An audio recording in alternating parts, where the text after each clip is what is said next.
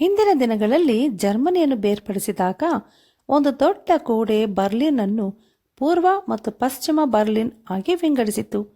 ಪೂರ್ವ ಬರ್ಲಿನ್ನಲ್ಲಿನ ಕೆಲವರು ಒಂದು ಟ್ರಕ್ನಲ್ಲಿ ಕಸವನ್ನು ತೆಗೆದುಕೊಂಡು ಪಶ್ಚಿಮ ಬರ್ಲಿನ್ನ ಮೇಲೆ ಸುರಿದರು. ಪಶ್ಚಿಮ ಬರ್ಲಿನ್ನ ಜನರು ಅದೇ ಕೆಲಸವನ್ನು ಅವರಿಗೆ ಸುರಿಯಬಹುದಾಗಿತ್ತು. ಆದರೆ ಅವರು ಹಾಗೆ ಮಾಡಲಿಲ್ಲ.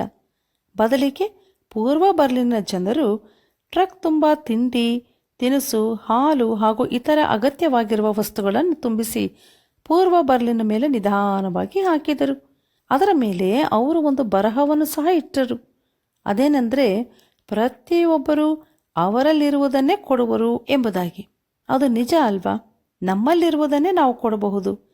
ನಿಮ್ಮೊಳಗೆ ಏನಿದೆ?